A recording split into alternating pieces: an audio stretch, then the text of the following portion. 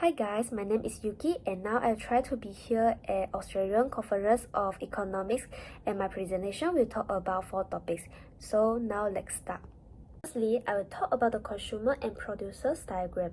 Consumption taxes directly affect consumers and producer welfare by shifting the market equilibrium as illustrated in the diagram. Initially, in a tax-free market, the demand curve intersect with the supply curve at the equilibrium point, determining the market price P1 and quantity Q1.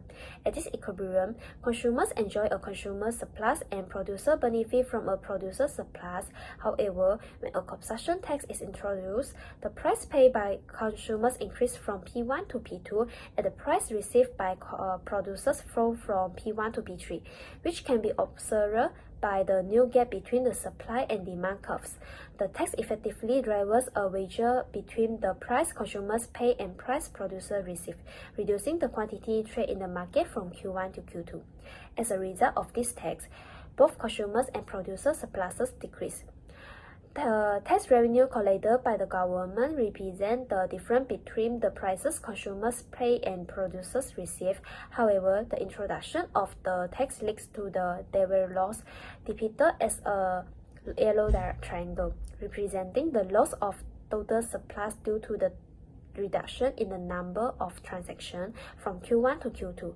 The reduction in the quantity occurs because the higher price discourages consumers and the lower price disincentivizes producers.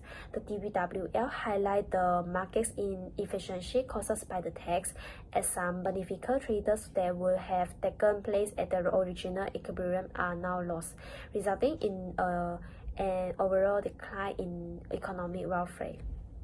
Secondly, I will talk about the demand and supply diagram with tariff on impacts. A tax on imports or tariff shifts the supply curve left, raising the price from P1 to P2 and reducing the traded quantity from QC1 to QC2. As a result, cosmetic producers increase their supply from QS1 to QS2, benefiting from higher prices while consumers face reduced consumer surplus due to higher costs. This reduction in quantity traded creates a delivery loss, which is depicted by the 2 yellow triangles in the diagram. The DWL area represents the loss in both consumer surplus and producer surplus due to the inefficiency introduced by tariff. Consumers face higher prices, reducing the consumer surplus, while producers may gain additional producer surplus as they benefit from reduced competition with imports, even though the total quantity in the market has decreased. Additionally, the tax revenue collected by the government is represented by the green rectangle. However, DW highlights the inefficiency. Fewer consumers can afford to buy at a higher price P2, and some producers miss out on sales they would have occurred in the absence of the tariff, reducing the total quantity traded in the market.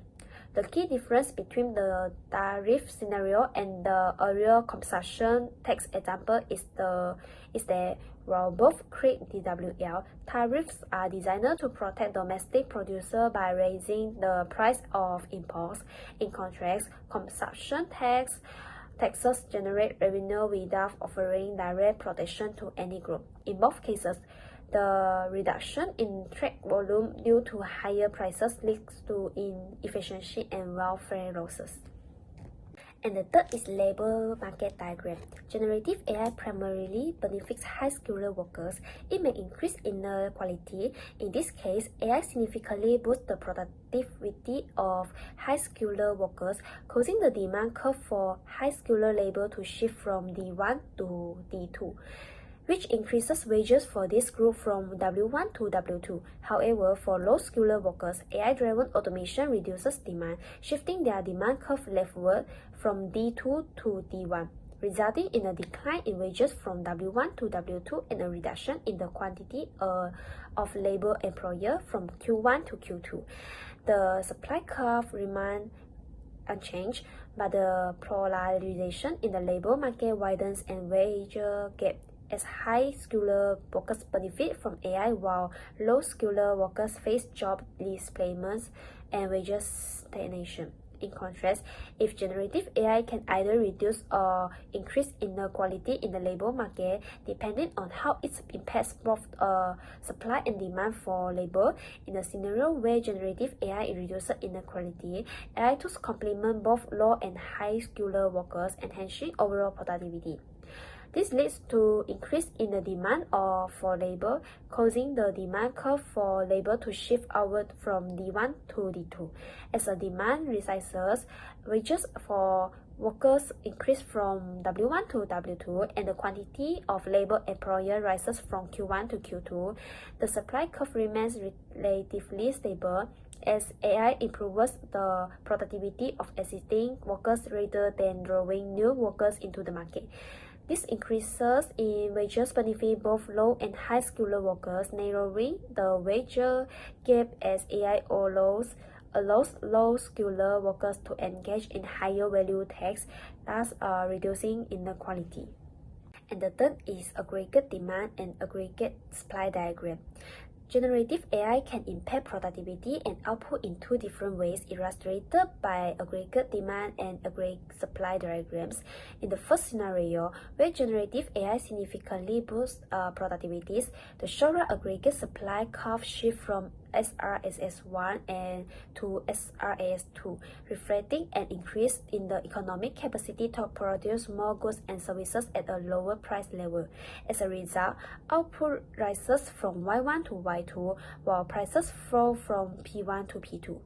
The improved efficiency causes the long-run aggregate supply to shift right from LRS1 to LRS2, indicating a higher potential output for the economy in the long run. The shift from E1 to V2 marks a new equilibrium with both increased output and lower prices, showing how generative AI can support economic growth while controlling inflation. In the second scenario, where generative AI has minimal effects on productivity, both the SRAS and LRAS curves remain unchanged and SRAS1 and LRAS1. The indicators that the economic output stays at Y1 and prices at P1 with no improvement in productivity capacity.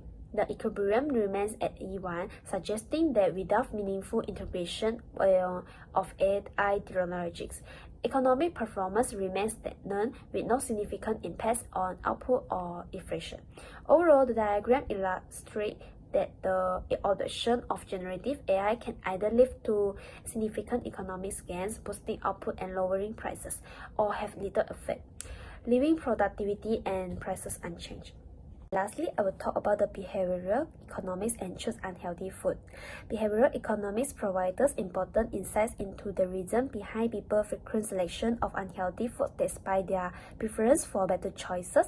One important idea is present bias, which is in the tendency for individuals to overlook the long-term health advantages of making better decisions in favor of quick satisfaction, such as the pressure that comes from eating unhealthy meals.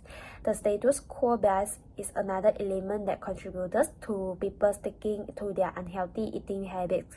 People tend to resist change because they find comfort in familiar routines. Additionally, framing effects play a role. Healthier diets are often framed as restrictive, leading people to feel like they are losing out on enjoyment or convenience, which makes them more likely to stick with unhealthy but comforting options. We can create more effective treatments by recognizing these behavioral patterns, such as promoting healthier choice by defaulting to healthier alternatives of making healthy eating more appealing and easy. And now I will stop here. Thank you.